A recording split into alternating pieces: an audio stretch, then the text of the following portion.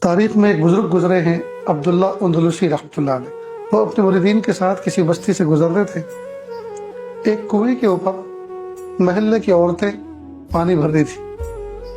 وہاں کھڑے ہو گئے، خلاف معمول ان عورتوں کی طرف دیکھتے رہے۔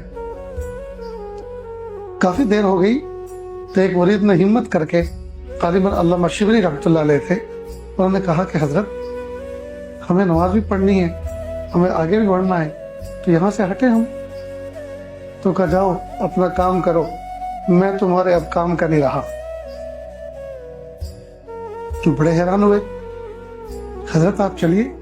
نہیں میں کہہ رہا ہوں اب میں تمہارے کام کا نہیں رہا، تم چلے جاؤ۔ ایک رعب تھا، دبدبا تھا، جو بات کہہ دی مان لیا سب نے، طرف ہو گئے، چلے گئے۔ وہ جو کنویں کے اوپر مین کے اوپر کھڑے ہو کر پانی بھرنے والی عورتیں تھیں، اس میں ایک جوان خوبصورت لڑکی تھی۔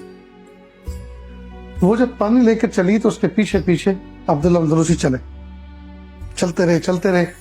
وہ ایک دروازے میں داخل ہو گئی، یہ باہر کھڑے ہو گئے۔ اس لڑکی نے جا کے اندر خبر دی اپنے والد کو کہ باہر ایک شخص کھڑا ہوا ہے، میرے پیچھے پیچھے کنویں سے چل کر آیا۔ وہ باہر نکلے، بھائی کیا بات ہے؟ کہ یہ جو لڑکی اندر داخل ہوئی ہے مجھے اس سے شادی کرنی۔ تو بھائی آپ اجنبی ہو، مسلمان دکھتے ہو، ہم عیسائی ہیں، ایسے تو ہم کیسے نکاح کر دیں اپنی بچی کا آپ کے ساتھ؟ ہم آپ کو جانتے نہیں، ہم نے آپ کو پرکھا نہیں، ہم نے آپ کو برتا نہیں، تو آپ کچھ دن ہمارے گھر رہیں، ہماری خدمت کریں، ہمارا دل جیتے، پھر ہم آپ کی جو ہے وفاداری یہ سب دیکھیں گے، تو اس کے بعد فیصلہ کریں گے۔ کہ مجھے منظور ہے۔ اللہ اکبر کر ایک عیسائی کے گھر میں خادم بن کر، نوکر بن کر رہ گئے۔ لمبا وقت ہو گیا۔ علامہ شبلی رحمۃ اللہ علیہ کے دل میں یہ خیال آیا، میرے شیخ اللہ کے ولی تھے، لگتا ہے ان پہ کوئی اللہ کی طرف سے آزمائش آئی ہے، مجھے ان کی خبر لینی چاہیے۔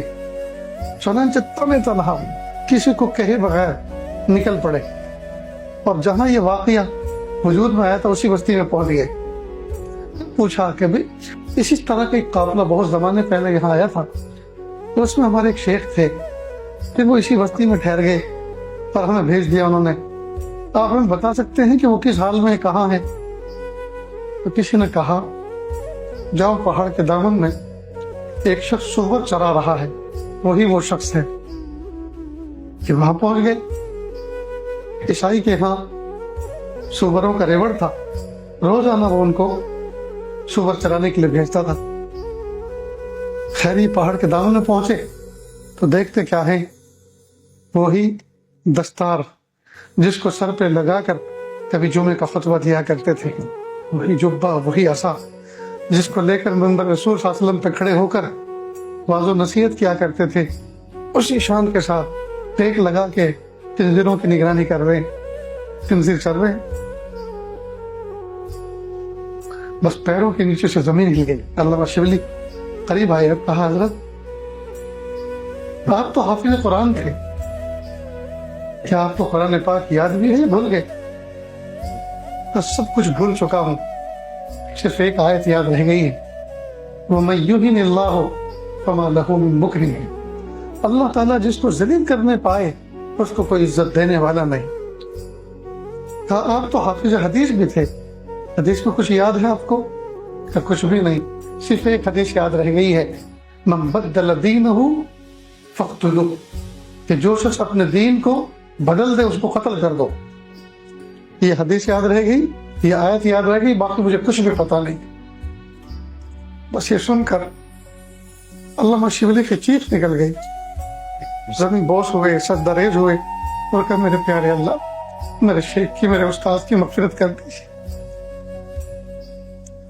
ادھر شیخ عبداللہ اندلسی کو دیکھتے رہے، خود بھی سجدہ ریز ہوئے اور اللہ کے سامنے گڑ گڑا کر دعا کی، اور مناجات میں یہ الفاظ کہے، پیارے اللہ لگتا تو نہ تھا کہ آپ مجھے ایسا آزمائیں گے، اللہ میں آپ کا بندہ ہوں، آپ مجھے معاف کر دیجیے۔ بس اللہ تعالیٰ کی طرف سے ایک تجلی پڑی تھی، سب کچھ سلب کر لیا تھا، ادھر رجوع کیا اللہ کی طرف تو اللہ پاک نے وہ چیز کی عطا فرما دی۔ اور اب کی بار چونکہ جو کچھ ملا وہ عطائی تھا، وہ کسب سے نہیں، پہلے جو کچھ تھا وہ تو کسب سے حاصل کیا تھا، کمایا ہوا تھا، محنت کی ہوئی تھی، مجاہدے ریاضتیں کی ہوئی تھی. لیکن اب کے جو ملا وہ کسب کا نہیں تھا، وہ تو عطا تھی اللہ کی، اور اللہ کی عطا کسب کے مقابلے میں زیادہ افضل ہوا کرتی ہے. چنانچہ پہلے سے کہیں زیادہ روحانیت کا زور اور روحانیت کی قوت اور روحانیت کا ایک معیار اللہ پاک نے ان کو عطا فرمایا. اللہ کی شان، خانقاہوں میں شور ہو گیا، علاقوں میں دھوم مچ گئی، شیخ آ رہے ہیں اور پہلے سے بھی زیادہ اچھی حالت میں آ رہے. اللہ پاک نے ساری چیزوں کو آباد کر دیا. یہ علامہ شبلی نے پوچھا حضرت اصل معاملہ آپ کے ساتھ بنا کیا، یہ ہوا کیسے؟ ہمارے لیے تو اس میں بہت بڑا سبق اور عبرت ہے، لیکن یہ ہوا کیسے؟ تو آگے سے وہ کہتے ہیں کہ جس وقت ہم عیسائیوں کی بستی سے گزرے اور ہم نے عیسائیوں کو دیکھا کہ وہ سلیم کے اوپر جھکے ہوئے ہیں، اس کی عبادت کر رہے ہیں، تو میرے دل میں ان کی ایک حقارت آئی اور دل میں یہ خیال آیا کہ کیسے بیوقوف لوگ ہیں، اتنے بڑے رب کو چھوڑ کے اس میں لگے ہوئے ہیں. اسی وقت میرے دل سے ایسا لگا جیسے کوئی کبوتر نکلا. وہ شاید میرا ایمان تھا. اس وقت میری کیفیت ایسے لگی، میرے دل سے کوئی چیز نکل گئی. اللہ تعالیٰ کو یہ چیز پسند نہ آئی کہ آپ نے وہ جو کچھ کر رہے ہیں ان کا ذاتی عمل سمجھا. ان کا ذاتی عمل نہیں تھا، وہ تو ہم نے ان کو مبتلا کر رکھے. اور تم جو ایمان پر ہو تم اس کو اپنی ذاتی خوبی سمجھتے ہو، یہ تمہاری خوبی نہیں ہے، ہم نے تم کو ایمان پر باقی رکھا.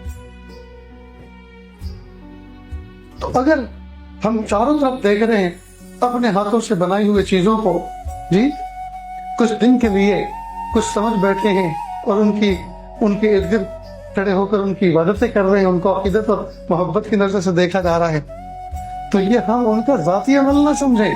اللہ پاک نے مجھے اور آپ کو اپنے ایمان کی قدر دانی کے لیے اللہ پاک نے عبرت کا ایک موقع دیا. ورنہ معاملہ الٹا بھی ہو سکتا ہے، ہم ادھر کھڑے ہو اور وہ یہاں جھکے ہوئے، بھی تو ہو سکتا ہے. اللہ اس بات پر بھی قادر ہے. لہذا جب ہم کبھی ادھر سے گزریں، جب ہمارا کبھی ان علاقوں سے گزر ہو، تو اللہ سے اپنے ایمان پر تشکر کے جذبات کے ساتھ اللہ کا شکر ادا کریں. رب کریم آپ نے ہمیں بچایا، میرے پیارے اللہ آپ نے ایمان کی دولت عطا فرمائی، ہم اس پر آپ کا بے حد شکر ادا کرتے ہیں. اللہ ہمارے شکر کو قبول کر لیجئے.